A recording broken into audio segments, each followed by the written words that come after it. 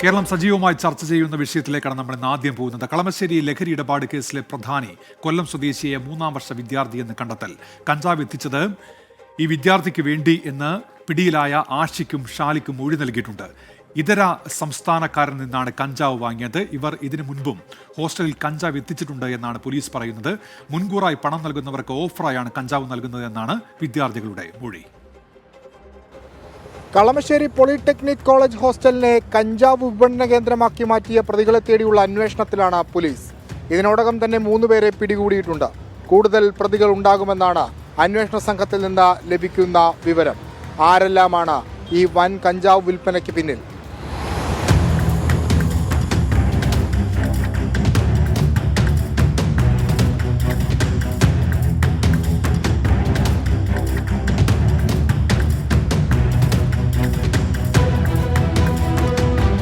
ആരാണ് polytechnic college ഹോസ്റ്റലിലേക്ക് കഞ്ചാവ് എത്തിക്കുന്നതെന്ന ചോദ്യത്തിന് ഉത്തരമായി. പൂർവ്വ വിദ്യാർത്ഥികളായ ആഷിക്കും ഷാലിക്കും. ഇവരാണ് ഹോസ്റ്റലിലെ കഞ്ചാവ് മാഫിയ. കൊല്ലം സ്വദേശിയായ വിദ്യാർത്ഥിക്ക് വേണ്ടിയാണ് കിലോ കണക്കിന് കഞ്ചാവ് എത്തിച്ചത്. ഇയാൾക്കായി അന്വേഷണം ഊർജിതം. ഇവർ അവിടെ ആവശ്യം, അവരുടെ ഡിമാൻഡ് അനുസരിച്ച് കൊണ്ടുവന്നു എന്നുള്ളതാണ്. അതൊക്കെ നമുക്ക് അന്വേഷിച്ചാലാണ് ആരൊക്കെയാണ് ഇതിനകത്ത് ഉൾപ്പെട്ടത്. കാരണം ഒത്തിരി നമുക്കുള്ള സംവിധാനങ്ങൾ ഉപയോഗിച്ച് തെളിവുകൾ ശേഖരിച്ചാലേ അത് പറയാൻ പറ്റുള്ളൂ. പിടിയിലായ ഷാലിക്കിന് KSU ബന്ധം ആരോപിച്ച SFI രംഗത്തെത്തി. KSUവിന്റെ നേതൃത്വത്തിലാണ് പോളിടെക്നിക്കിലെ കഞ്ചാവ് വിൽപ്പനയെന്നും ആരോപണം. നേരത്തെ കഞ്ചാവുമായി പിടിയിലായ SFI യൂണിയൻ ജനറൽ സെക്രട്ടറിയെ പുറത്താക്കി. ഞങ്ങൾ ഈ സംഘടനയിൽ നിന്ന് അയാളെ പുറത്താക്കിയാണ്. അയാൾ ഈ സംഘടനക്ക് ഞങ്ങളുടെ സംഘടനയുടെ രീതികൾക്കനുസരിച്ച് അയാൾ പ്രവർത്തിച്ചിട്ടൊന്നുമില്ല. അങ്ങനെ ഒരു നിലപാട് ഞങ്ങൾക്കില്ല. പുറത്താക്കി. ഓഫർ നൽകിയാണ് കളമശ്ശേരി പോളിടെക്നിക് കോളേജ് ഹോസ്റ്റലിൽ കഞ്ചാവ് വിൽപ്പനയെന്ന വിദ്യാർത്ഥികൾ മൊഴി നൽകിയിട്ടുണ്ട്. മുൻകൂറായി പണം നൽകിയാൽ 500 രൂപയുടെ കഞ്ചാവ് 300 രൂപയ്ക്ക് വിൽക്കാം. ഹോളി ആഘോഷത്തിനു വേണ്ടി കോളേജിലേക്ക് ലഹരിയെത്താൻ സാധ്യതയുണ്ടെന്ന് പോളിടെക്നിക് പ്രിൻസിപ്പൽ DCPക്ക് പരാതി നൽകിയിരുന്നു.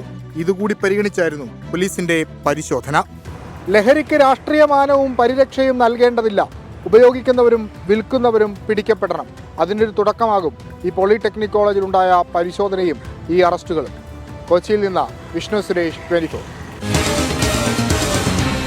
പൊതുജനം കഴുതയല്ല സാർ. ഇപ്പോൾ പ്രധാനപ്പെട്ട ചില വാർത്തകൾ കൂടി വരുന്നുണ്ട്. കാട്ടാന ആക്രമണം. ഇടുക്കി മാങ്കുളത്ത് കാട്ടാനയുടെ ആക്രമണത്തിൽ 2 പേർക്ക് പരിക്ക് എന്നുള്ള വാർത്ത വരുന്നു. ഇരുവരും ഇരുചക്ര വാഹനത്തിൽ വരുമ്പോഴാണ് കാട്ടാന ആക്രമിച്ചത്. പെരുമ്പൻകുത്തിനും കുറത്തിക്കുടിക്കും ഇടയിലാണ് ഈ സംഭവമെന്ന് രാഹുൽ വിജയൻ അറിയിക്കുന്നുണ്ട്. മറ്റൊരു വാർത്ത, കളമശ്ശേരി സീപോർട്ട് എയർപോർട്ട് റോഡിൽ വാഹനങ്ങളുടെ കൂട്ടയിടി എന്നതാണ്. 4 വാഹനങ്ങൾ കൂട്ടിയിടിച്ചു. കാർ ഡ്രൈവർക്ക് ദേഹാസ്വാസ്ഥ്യം ഉണ്ടായതോടെ മീഡിയന് മുകളിലൂടെ എതിർദിശയിലേക്ക് ഒരു കാർ എത്തുകയും ഇത് മറ്റു വാഹനങ്ങളുമായി കൂട്ടിയിടിക്കുകയാണ് ചെയ്തത് എന്ന് ഇപ്പോൾ അശ്വിൻ പാലാഴി അറിയിക്കുന്നുണ്ട്. ഒരാളുടെ നില ഗുരുതരമാണ്. സീപോർട്ട് എയർപോർട്ട് റോഡിൽ കളമശ്ശേരിയിൽ വൻ ഗതാഗത കുരുക്കുണ്ട് ഇപ്പോൾ എന്ന് അശ്വിൻ പാലാഴി അറിയിക്കുന്നുണ്ട്. സംസ്ഥാനത്തെ ലഹരി ശൃംഖലയുടെ ഭീകരത വെളിവാക്കി എക്സൈസിന്റെ ഓപ്പറേഷൻ ക്ലീൻ സ്ലേറ്റ്. കഴിഞ്ഞ ഒരാഴ്ചക്കിടെ പിടിച്ചെടുത്തത് 1.9 കോടിയുടെ ലഹരി വസ്തുക്കൾ എന്നാണ് കണക്കുകൾ. 554 കേസുകൾ രജിസ്റ്റർ ചെയ്തതിൽ 570 പേർ പ്രതിപട്ടികയിലുമുണ്ട്. ദൈവത്തിന്റെ സ്വന്തം നാടെന്ന ടാഗ്ലൈൻ ഈ പോക്ക് പോയാൽ മാറ്റേണ്ടി വരും.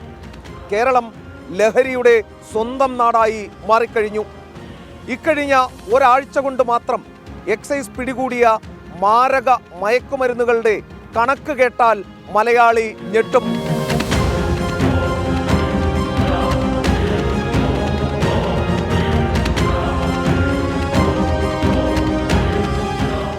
സംസ്ഥാനത്ത് ലഹരി ഉപയോഗവും അതേ തുടർന്നുള്ള അക്രമങ്ങളും വ്യാപകമായതോടെയാണ് എക്സൈസ് വിഭാഗം ഒരാഴ്ച നീണ്ടുനിന്ന ഓപ്പറേഷൻ ക്ലീൻ സ്ലേറ്റ് പദ്ധതി നടപ്പാക്കിയത്.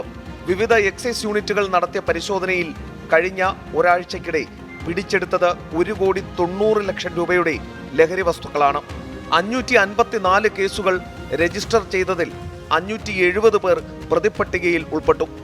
3,568 റെയ്ഡുകൾ, 33,709 വാഹന പരിശോധന എന്നിവ ഓപ്പറേഷൻ ക്ലീൻ സ്ലേറ്റിന്റെ ഭാഗമായി നടന്നു. പോലീസ്, വനം, മോട്ടോർ വാഹന വകുപ്പ് തുടങ്ങിയ സേനകളുമായി ചേർന്നുള്ള 50 സംയുക്ത പരിശോധനകളും കൂട്ടത്തിലുണ്ട്. 33,709 വാഹനം പരിശോധിച്ച എക്സൈസ് മയക്കുമരുന്ന് കടത്തിയ 27 എണ്ണം പിടിച്ചെടുത്തു. ഒളിവിൽ കഴിഞ്ഞിരുന്ന 26 പ്രതികളടക്കം 555 പേർ പിടിയിലായി. നാം ഇന്നേ വരെ കേട്ടിട്ട് പോലുമില്ലാത്ത മാരക ലഹരി വസ്തുക്കളാണ് പിടികൂടിയവയിൽ മിക്കതും. പണ്ട് ചാരായമോ വിദേശ മദ്യമോ അങ്ങേയറ്റം കഞ്ചാവോ മാത്രം കേട്ട് ശീലിച്ച പഴയ തലമുറ തലയിൽ കൈവച്ചു പോകും. മാരക സിന്തറ്റിക് ലഹരിയിൽ മുങ്ങി നിവരുകയാണ് യുവത്വം. എക്സൈസ് പരിശോധനയിൽ 64 gram MDMA, 25 gram methamphetamine, 39 gram heroin, 14 gram brown sugar, 12 gram nitrazepam ഗുളികകൾ എന്നിവ പിടികൂടി. 113 കിലോ കഞ്ചാവ്, 14 കിലോ കഞ്ചാവ് കലർത്തിയ ചോക്ലേറ്റ്, 96 ഗ്രാം കഞ്ചാവ് കലർത്തിയ ഭാങ്ങ, 29 ലിറ്റർ ഹാഷിഷ് ഓയിൽ, 20 ഗ്രാം ചരസ് എന്നിവയും റെയ്ഡിൽ പിടിച്ചു. മയക്കുമരുന്നുമായി ബന്ധപ്പെട്ട പരിശോധനയിൽ 450 അബ്കാരി കേസുകളും 2028 പുകയില കേസുകളും പിടിച്ചിട്ടുണ്ട്. 10,430 ലിറ്റർ സ്പിരിറ്റ്, 931 ലിറ്റർ അനധികൃത വിദേശമദ്യം, 3048 ലിറ്റർ വാഷ്, 82 ലിറ്റർ ചാരായം, 289 കിലോ പുകയില ഉൽപ്പന്നങ്ങൾ എന്നിവയും ഓപ്പറേഷൻ ക്ലീൻ സ്ലേറ്റിന്റെ ഭാഗമായി എക്സൈസ് പിടികൂടി.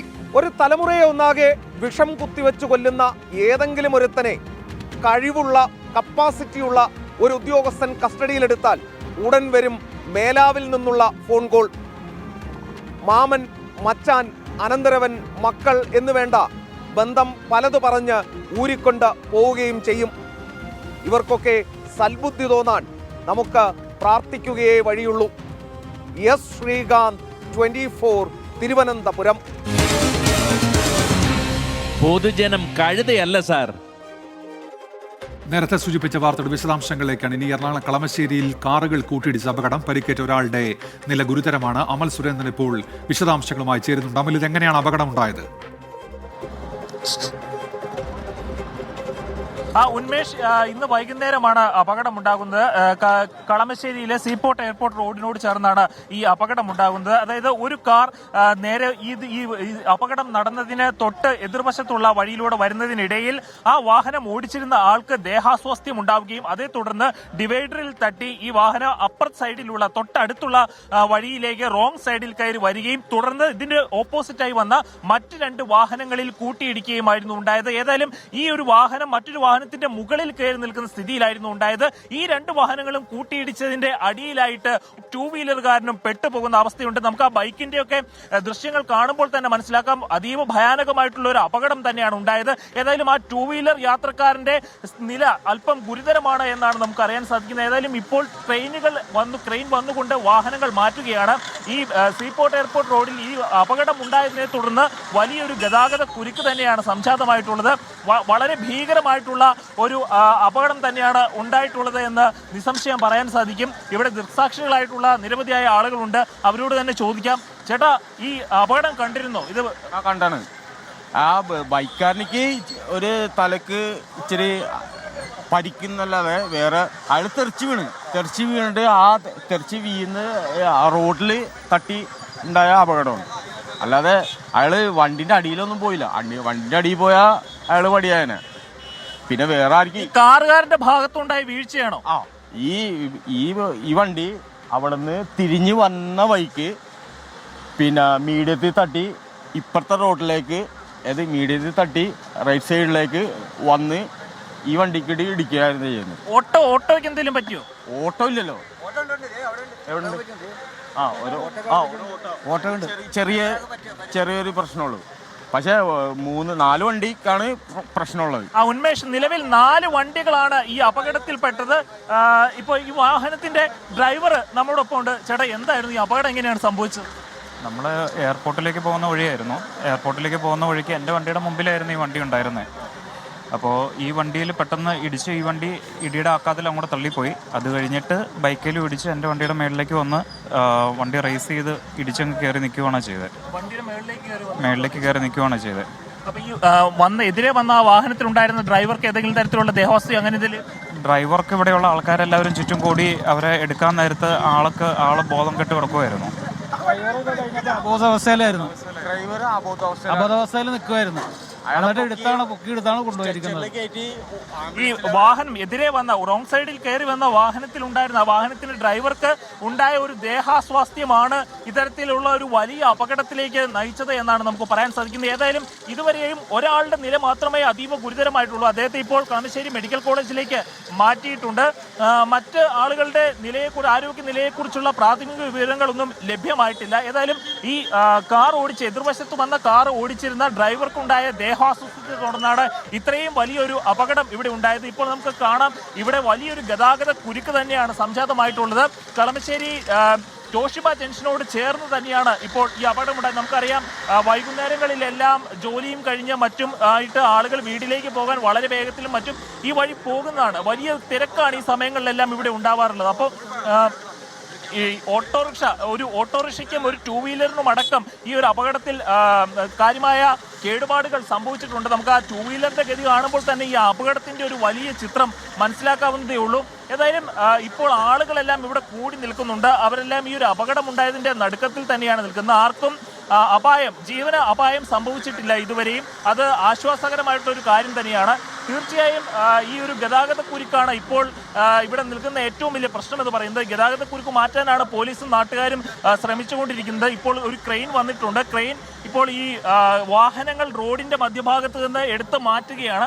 ഇതിനുശേഷം മാത്രമേ അങ്ങ് വളരെ ദൂരത്തിലോളം ഈ ഒരു ഗതാഗത കുരുക്ക് ഇപ്പോഴും നിലനിൽക്കുന്നുണ്ട്. ആ ഗതാഗത കുരുക്ക് പരിഹരിക്കുകയാണ് ഇപ്പോഴത്തെ നിലവിലുള്ള ഏറ്റവും വലിയ ദൗത്യം എന്ന് പറയുന്നത്. ഏതായാലും ആളുകൾ ഇവിടെ കൂടിയുണ്ട്. ചേട്ടാ, എങ്ങനെയാണ് സെമിനാരി വിദ്യാർത്ഥിയാണ് അപകടത്തിലുള്ളത്. ഓട്ടോയിലുണ്ടായിരുന്നത്. അപ്പൊ ഈ ഓട്ടോ ഏത് ഭാഗത്തു നിന്നാണ് വന്നത്? ഓട്ടോ കാക്കനാട് ഭാഗത്ത് നിന്ന് കളമശ്ശേരി ഭാഗത്തേക്ക് വരുമായിരുന്നു. അപ്പൊ ഈ ഓട്ടോയിലുണ്ടായിരുന്ന ഡ്രൈവർക്ക് എന്തെങ്കിലും അപകടം? തലയൊന്നും ഇടിച്ചിട്ടുണ്ട്, മുട്ടാലിന് പരിക്കുണ്ട്. ചേട്ടനായിരുന്നു ഓട്ടോ ഓടിച്ചത് അല്ലേ? കണ്ടിരുന്നോ ഈ വാഹനം വരുന്നത്? കണ്ടില്ല. ഇല്ല, ഞാൻ ഫ്രണ്ട് ബാക്കിൽ നിന്ന് വന്നാണ് ഈ വണ്ടി ഇടിച്ചത്. അപ്പൊ കൂടെ ഉണ്ടായിരുന്ന ആളുകൾക്ക് എന്തെങ്കിലും പരിക്കുണ്ട്, തലയും മൂക്കും പൊട്ടിയിട്ടുണ്ട്. അവിടെ ആശുപത്രി കൊണ്ടുവയ്ക്കണം. ഒരു പറ്റിയാണെന്ന് അറിയാൻ പാടില്ല. സെമിനാരി വിദ്യാർത്ഥിയാണ്. അപ്പം കളമശ്ശേരിയിലേക്ക് പോയതാണ് ആ പയ്യൻ. ഇപ്പോൾ ഈ ഒരു യാത്രക്കാരുമായി പോവുകയായിരുന്ന ഒരു ഓട്ടോയ്ക്കും അപകടം സംഭവിച്ചിട്ടുണ്ട്. ഓട്ടോറിക്ഷയാണ് ആദ്യം ഈ ഒരു കാറ്, ഇപ്പോൾ നമുക്കറിയാം ഈ ക്രെയിൻ ഉയർത്തിപ്പിടിച്ചിരിക്കുന്ന ഈ കാർ ആദ്യം ഒരു ഓട്ടോറിക്ഷനെയാണ് വന്നിടിച്ചത്. അതിൽ ഉണ്ടായിരുന്ന ഒരു വിദ്യാർത്ഥിക്ക് പരിക്ക് പറ്റി അദ്ദേഹത്തെ ആശുപത്രിയിലേക്ക് കൊണ്ടുപോകുന്ന സ്ഥിതി ഉണ്ട്. ഏതായാലും ഓട്ടോയുടെ ഡ്രൈവർക്ക് സാരമായ പരിക്കുകളൊന്നും ഇല്ല. അദ്ദേഹം ഇവിടെ ഉണ്ട്. ഇപ്പോൾ നമ്മളോട് സംസാരിച്ചതേ ഉള്ളൂ. നിലവിൽ ഇപ്പോൾ ഇവിടെ ഉണ്ടായിരിക്കുന്ന ഈ ഗതാഗത കുരുക്ക് പരിഹരിക്കുവാനുള്ള ശ്രമമാണ് പോലീസിന്റെയും നാട്ടുകാരുടെയും ഭാഗത്ത് നിന്ന് നടക്കുന്നത്. ഉന്മേഷ്, സീപോർട്ട് എയർപോർട്ട് റോഡിൽ കളമശ്ശേരിയിൽ തോഷിബയ്ക്ക് അടുത്താണ് ഈ അപകടം ഉണ്ടായത്. 4 വാഹനങ്ങളാണ്. ഒരു വാഹനം മീഡിയന്റെ മുകളിലൂടെ ഇടിച്ചു കയറി മറുഭാഗത്തോടെ വന്ന വാഹനങ്ങളിലേക്ക് കയറുകയായിരുന്നു. ഓട്ടോയിൽ സഞ്ചരിച്ച ഒരു സെമിനാരി വിദ്യാർത്ഥിക്ക് ഇപ്പോൾ പരിക്കേറ്റിട്ടുണ്ട്. അദ്ദേഹത്തെ ആശുപത്രിയിലേക്ക് മാറ്റിയിട്ടുണ്ട്. അവിടെ ഗതാഗത തടസ്സമുണ്ട് റോഡിൽ. ഇപ്പോൾ ആ തടസ്സം നീക്കം ചെയ്യുകയാണ്. വലിയ ക്രെയിൻ എത്തിച്ച് റോഡിൽ കിടക്കുന്ന വാഹനങ്ങൾ അവിടെ നിന്ന് മാറ്റുന്നുണ്ട്. 4 വാഹനങ്ങൾക്ക് കേടുപാടുകൾ സംഭവിച്ചിട്ടുണ്ട്. അമൽ സുരേന്ദ്രനാണ് അവിടെ നിന്ന് വിശദാംശങ്ങൾ നൽകിയത്. മറ്റൊരു അപകട വാർത്ത കൂടി വരുന്നുണ്ട്. മലപ്പുറം പെരിന്തൽമണ്ണ തിരൂർക്കാട് KSRTC ബസ്സും ലോറിയും കൂട്ടിയിടിച്ച് ഒരാൾ മരിച്ചു. അപകടത്തിൽ 15 പേർക്ക് പരിക്കേറ്റിട്ടുണ്ട്. വിവരങ്ങളുമായി വിപിൻ C. വിജയനാണ് ഇപ്പോൾ ചേരുന്നത്. വിപിൻ, എന്തൊക്കെയാണ് വിവരങ്ങൾ? ഉന്മേഷ്, വൈകിട്ടാണ് തിരൂർക്കാട് വെച്ച് ഈ അപകടം ഉണ്ടാവുന്നത്. കോഴിക്കോട് നിന്ന് പാലക്കാട്ടിലേക്ക് പോവുകയായിരുന്ന KSRTC ബസ്സും മലപ്പുറം ഭാഗത്തേക്ക് വരികയായിരുന്ന കന്നുകാലികളെ കയറ്റി വരികയായിരുന്ന ലോറിയും തമ്മിലാണ് കൂട്ടിയിടിച്ചത്. ഈ അപകടത്തിൽ ഒരാൾ മരിച്ചിരിക്കുന്നു.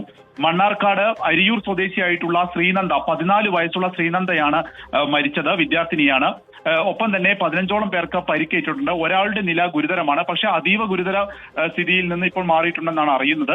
പെരിന്തൽമണ്ണയിലെ 2 സ്വകാര്യ ആശുപത്രികളിലായിട്ടാണ് ഇവരെ പ്രവേശിപ്പിച്ചിരിക്കുന്നത്. ബസിന്റെ ഒരു വശത്തെ ഇരുന്ന ആളുകൾക്കാണ് കൂടുതലായും അപകടം പറ്റിയിരിക്കുന്നത്. ഒപ്പം തന്നെ ഇടിയുടെ ആഘാതത്തിൽ ഈ ലോറി പൂർണ്ണമായും അത് മറിഞ്ഞ് വീഴുന്ന ഒരു സാഹചര്യം കൂടി ഉണ്ടായിരുന്നു. ഇന്ന് വൈകിട്ടായിരുന്നു ഈ KSRTC ബസ്സും ലോറിയും കൂട്ടിയിടിച്ചുള്ള അപകടം ഉണ്ടായത്. വിപിൻ C. വിജയനാണ് വാർത്തയുടെ വിശദാംശങ്ങൾ നൽകിയത്. എബ്രഹാം തോമസ് പറയുന്നുണ്ട്, കേരളത്തിൽ അപകടങ്ങൾ തുടർ സംഭവങ്ങൾ ആകുന്നു എന്നുള്ളതാണ്. ഇപ്പോൾ നമ്മൾ 2 അപകട വാർത്തകൾ തുടർച്ചയായി നൽകുകയുണ്ടായി. അതിന് തൊട്ടു പിന്നാലെയാണ് ഇപ്പോൾ ആ പ്രതികരണം വരുന്നത്. നിരത്തുകളിൽ സൂക്ഷിച്ച് സഞ്ചരിക്കണം എന്നുള്ളതാണ് ഇതിൽ നിന്ന് നമ്മൾ മനസ്സിലാക്കേണ്ടത്.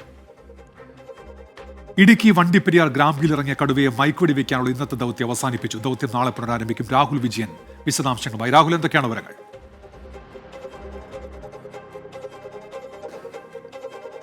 ഇടുക്കിയിൽ ഗ്രാമ്പിയിൽ ഇറങ്ങിയ കടുവയെ പിടികൂടാനുള്ള ദൗത്യം അത് തൽക്കാലത്തേക്ക് അവസാനിപ്പിച്ചിരിക്കുന്നു. ദൗത്യം നാളെയായിരിക്കും പുനരാരംഭിക്കുക. അവിടെ ജനവാസ മേഖലയിൽ ഇറങ്ങിയ കടുവയെ പിടികൂടുകയാണ് ലക്ഷ്യം.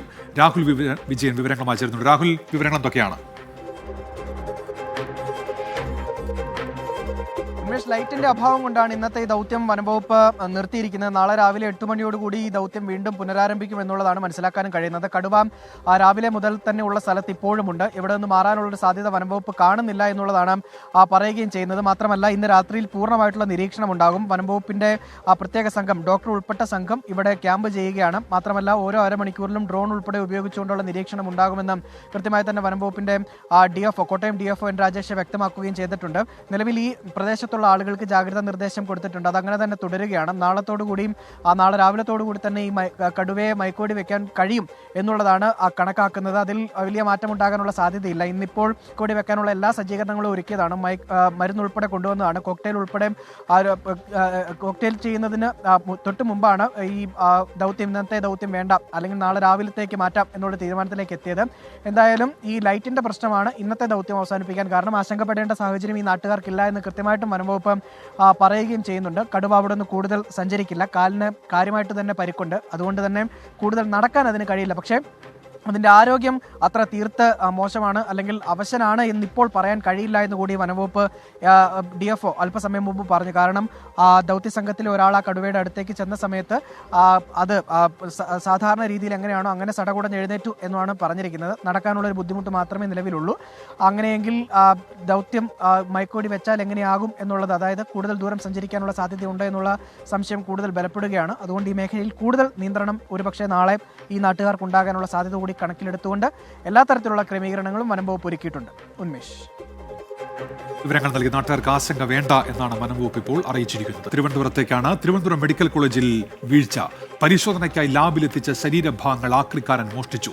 പോലീസ് ഇദ്ദേഹത്തെ കസ്റ്റഡിയിലെടുത്തു. സാമ്പിളുകൾ തിരികെ ലഭിച്ചു. രോഗികൾ ആശങ്കപ്പെടേണ്ടെന്ന് അധികൃതർ.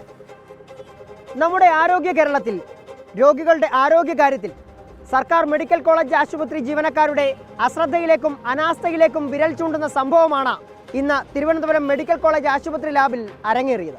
തിരുവനന്തപുരം മെഡിക്കൽ കോളേജ് ആശുപത്രിയിൽ ശസ്ത്രക്രിയയ്ക്ക് ശേഷം മറ്റു പരിശോധനകൾക്കായി രോഗികളിൽ നിന്നും ശേഖരിച്ച ശരീരഭാഗങ്ങളാണ് മോഷ്ടിക്കപ്പെട്ടത്.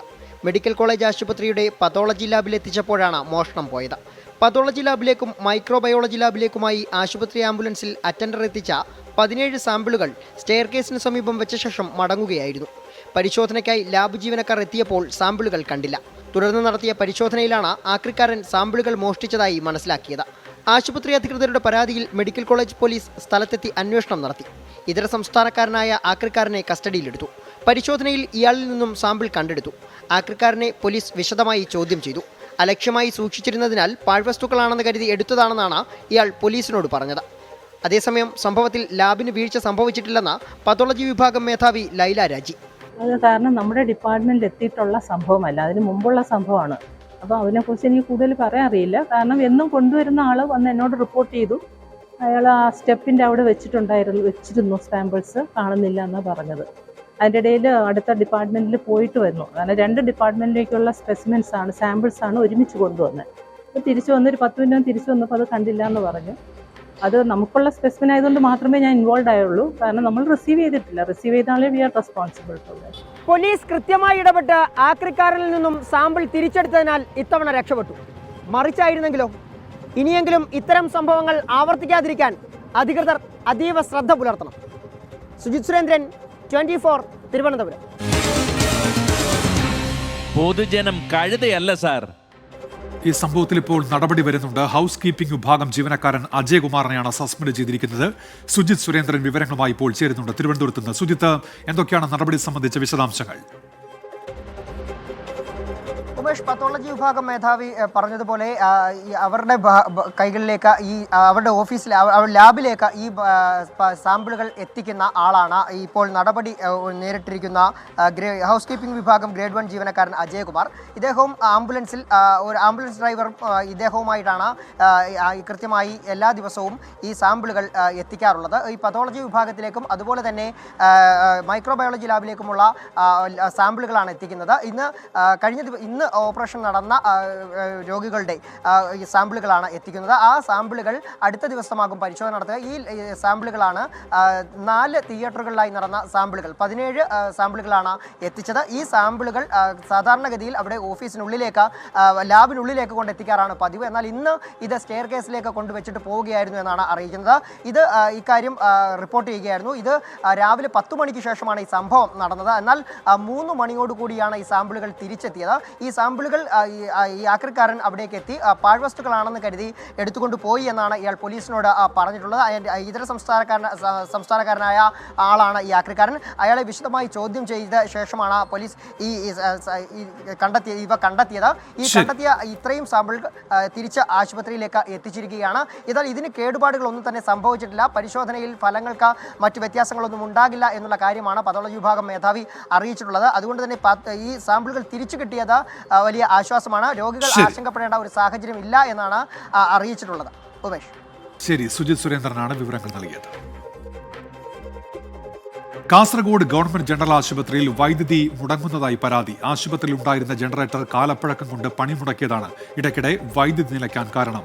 ടാറ്റ ആശുപത്രിയിൽ നിന്ന് ജനറേറ്റർ ജനറൽ ആശുപത്രിയിലേക്ക് മാറ്റാൻ ജില്ലാ കളക്ടർ നിർദ്ദേശം നൽകിയിട്ടും നടപടി വൈകുകയാണ്. കാസർഗോഡ് ജനറൽ ആശുപത്രിയിലെ വൈദ്യുത പ്രതിസന്ധി രൂക്ഷമായി തുടരുകയാണ്. അത്യാഹിത വിഭാഗങ്ങളിൽ പോലും ചില ഘട്ടങ്ങളിൽ വൈദ്യുതിയില്ലെന്ന് രോഗികളും കൂട്ടിരിപ്പുകാരും പരാതിപ്പെടുന്നുണ്ട്. താൽക്കാലികമായി വാടകയ്ക്കെടുത്ത ജനറേറ്റർ ഉപയോഗിച്ചാണ് ആശുപത്രിയുടെ പ്രവർത്തനം മുന്നോട്ടു പോകുന്നത്.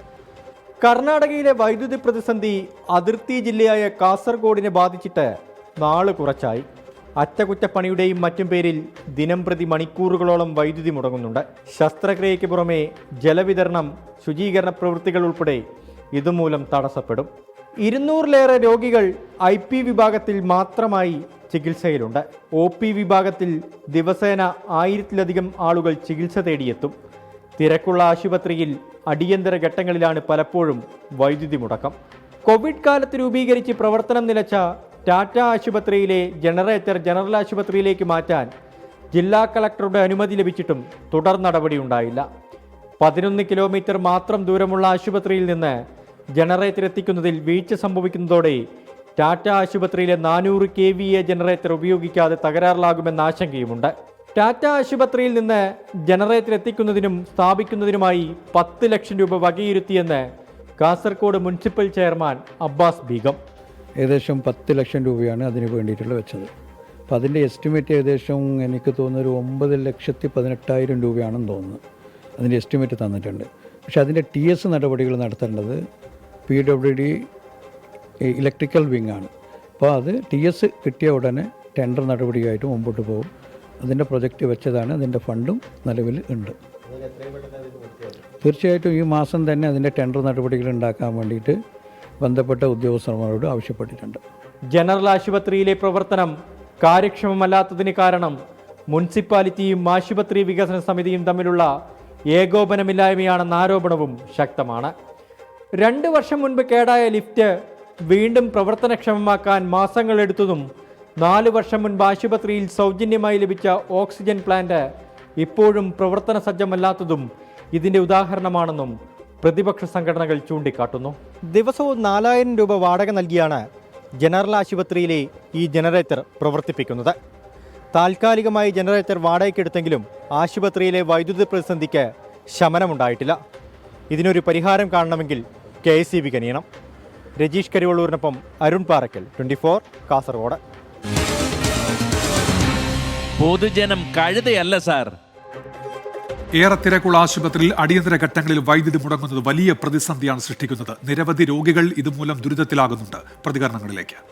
HMC ഒക്കെ യോഗം ചേരുന്നത് തന്നെ അപൂർവങ്ങളായി മാറിക്കൊണ്ടിരിക്കുകയാണ്. ഇവിടുത്തെ പ്രശ്നങ്ങൾ ചർച്ച ചെയ്യുന്നതിന് വേണ്ടി മുനിസിപ്പാലിറ്റി HMC യോഗം ചേരില്ല. ഇപ്പോൾ നേരത്തെ സൂചിപ്പിച്ചതുപോലെ തന്നെ ഈ ജനറേറ്ററിൻ്റെ വിഷയമൊക്കെ ഉൾപ്പെടെ തന്നെ HMC യോഗം ചേർന്ന് സർക്കാരിനോട് ആവശ്യപ്പെടാൻ, ഇപ്പോൾ നിയമസഭയൊക്കെ നടക്കുന്ന കാലഘട്ടമായിരുന്നു, സർക്കാരിനോട് ആവശ്യപ്പെട്ട് അത് ഇവിടേക്ക് എത്തിക്കാൻ ആവശ്യമായ ഇടപെടൽ മുനിസിപ്പാലിറ്റി എന്നതിൽ ഒരു ഇടപെടലും ഇവിടെ നടത്താത്തതിൻ്റെ ദുരന്ത ഫലമാണ് ഇപ്പോൾ അനുഭവിച്ചുകൊണ്ടിരിക്കുന്നത്. ഹോസ്പിറ്റലിൽ ഇടയ്ക്കിടയ്ക്ക് പോകുന്ന കറണ്ട്, അതുപോലെ തന്നെ ആ സമയങ്ങളെല്ലാം അവർക്ക് കിട്ടുന്ന വെള്ളം ഉൾപ്പെടെയുള്ള കാര്യങ്ങൾക്ക് ഇവിടുത്തെ മുനിസിപ്പാലിറ്റിയുമായി ബന്ധപ്പെട്ട് നിരവധി തവണ ഇവിടുത്തെ ആൾക്കാർ ബന്ധപ്പെട്ടതാണ്. പക്ഷേ ഈ ഹോസ്പിറ്റൽ ജനറൽ ആശുപത്രിയുമായി ബന്ധപ്പെട്ട് കാസർഗോഡ് മുനിസിപ്പാലിറ്റി അങ്ങേയറ്റം വളരെ ശോചനീയമായ രീതിയിലേക്ക് ഈ ഹോസ്പിറ്റലിൽ പോകാൻ കാരണം ഇവിടുത്തെ മുനിസിപ്പാലിറ്റിയുടെ പിന്നോട്ട് പോക്ക് തന്നെയാണ്. കാസർഗോഡ് ജനറൽ ആശുപത്രിയിൽ കുറച്ച് കാലമായി ജനറേറ്റർ കേടായിട്ട്, പക്ഷേ അത് നന്നാക്കാനോ പുതിയതായിട്ടൊന്ന് തരപ്പെടുത്താനോ അധികാരികൾ ശ്രമിക്കുന്നില്ല. ടാറ്റ ഹോസ്പിറ്റലിലുള്ള ജനറേറ്റർ കൊണ്ടുവന്ന് കഴിഞ്ഞെങ്കിൽ കറണ്ട് ഇല്ലെങ്കിലും പോലും എല്ലാം പ്രവർത്തനം നടക്കാൻ സാധിക്കും. DC ഓർഡർ കൊടുത്തിട്ടും പോലും ഇവർ അത് നടപ്പിൽ ആക്കിയിട്ടില്ല. അതിനെ ഇവർ ഇവിടെ കൊണ്ടുവന്നിട്ടില്ല പറഞ്ഞെങ്കിൽ ഇതിൻ്റെ ബാക്കിൽ എന്തോ അഴിമതി ഉണ്ടെന്ന് പറഞ്ഞിട്ടായിട്ട് എനിക്കൊരു സംശയമുണ്ട്. ഇപ്പോൾ രണ്ട് പ്രധാനപ്പെട്ട വാർത്തകൾ വരുന്നുണ്ട്. അതിലൊന്ന്, ആശാ വർക്കേഴ്സിനുള്ള ഓണറേറിയം പത്തനംതിട്ട ജില്ലയിൽ ഇപ്പോൾ അവർക്ക് ലഭിച്ചിരിക്കുന്നു. ഫെബ്രുവരി മാസത്തെ ഓണറേറിയം കിട്ടി എന്ന് ആശാ വർക്കേഴ്സ് അറിയിക്കുന്നു. 7,000 രൂപയാണ് അവർക്ക് ഇപ്പോൾ ലഭിച്ചിരിക്കുന്നതെന്ന് AV ജയശങ്കർ അറിയിക്കുന്നുണ്ട്. മറ്റൊരു വാർത്ത അട്ടപ്പാടിയിൽ നിന്നാണ്. അവിടെ KSCBയുടെ കരാർ ജീവനക്കാരൻ പണിക്കിടെ ഷോക്കേറ്റ് മരിച്ചു. നെല്ലിപ്പതി സ്വദേശി നഞ്ചനാണ് മരിച്ചത്. കോട്ടത്തറ ആശുപത്രിയിൽ എത്തിച്ചെങ്കിലും മരണം സംഭവിക്കുകയായിരുന്നുവെന്ന് ശ്രീജിത്ത് ശ്രീകുമാരൻ അറിയിക്കുന്നുണ്ട്. സംസ്ഥാനത്ത് ഓൺലൈൻ ടാക്സി വഴി യാത്ര ചെയ്യുന്ന വിനോദസഞ്ചാരികളിൽ നിന്ന് തൊഴിലാളി യൂണിയനുകളിൽപ്പെട്ട ടാക്സി ഡ്രൈവേഴ്സ് നോക്കുകൂലി വാങ്ങുന്നു എന്ന ആരോപണം. ഓൺലൈൻ ടാക്സി വിളിച്ചതിന് ഉത്തർപ്രദേശ് സ്വദേശിയിൽ നിന്ന് വാങ്ങിയത് 1,500 രൂപ. എന്നാൽ ആരോപണം മൂന്നാറിലെ ടാക്സി ഡ്രൈവേഴ്സ് നിഷേധിച്ചു. ഓൺലൈൻ ടാക്സി സർവീസ് തുടങ്ങിയ നാൾ മുതൽ സംസ്ഥാനത്ത് ഇന്നുവരെ ഉണ്ടായത് എണ്ണമറ്റ സംഘർഷങ്ങൾ. എനിക്ക് തൊഴിലെടുക്കാനുള്ള അവകാശം എനിക്കുണ്ട്, അത് ഞാൻ എടുക്കുന്നുണ്ട്. അത്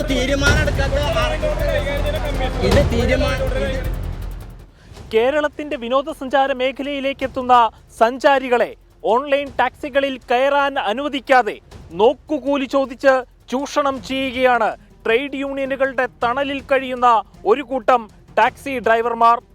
കേരളത്തിൽ എവിടെ നിന്നും ഓൺലൈൻ ടാക്സി ജീവനക്കാർക്ക് ട്രിപ്പുകൾ എടുക്കാമെന്ന് ഹൈക്കോടതി വിധിയുണ്ട്.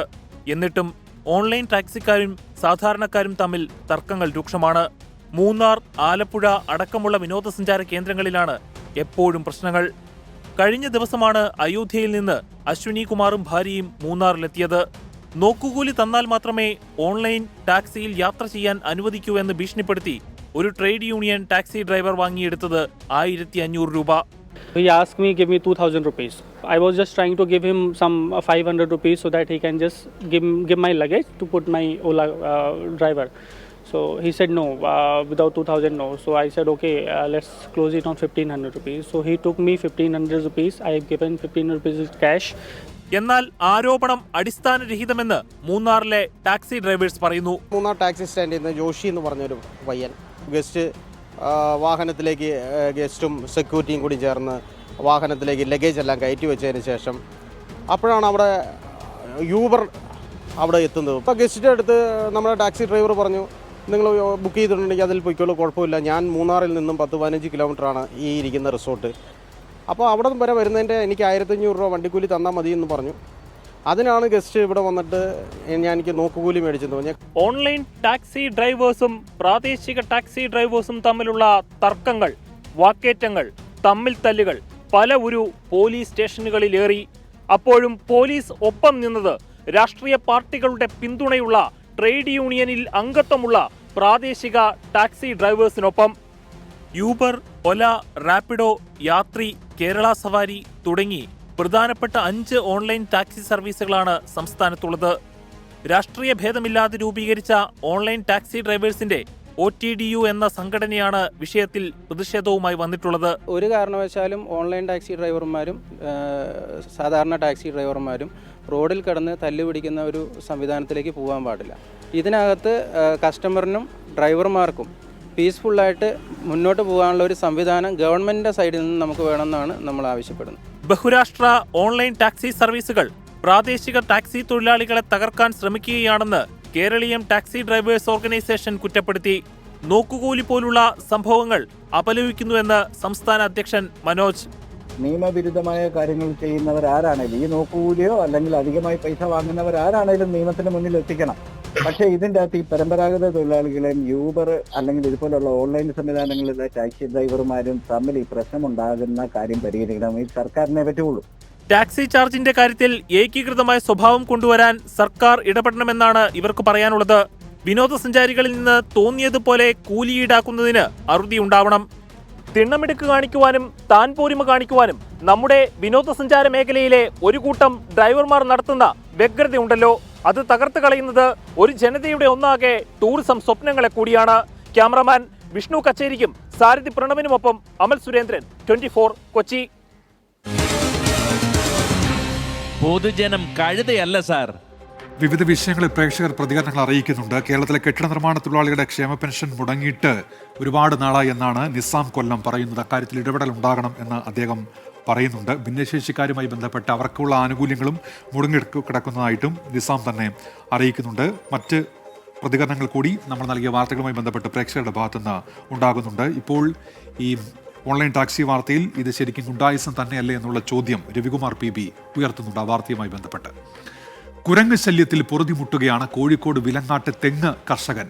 200ഓളം കുരങ്ങുകൾ കൃഷിയിടത്തിൽ എത്തുന്നു എന്നാണ് ഇന്ദിരനഗർ സ്വദേശി പുതുപ്പള്ളി ജോഷിയുടെ പരാതി.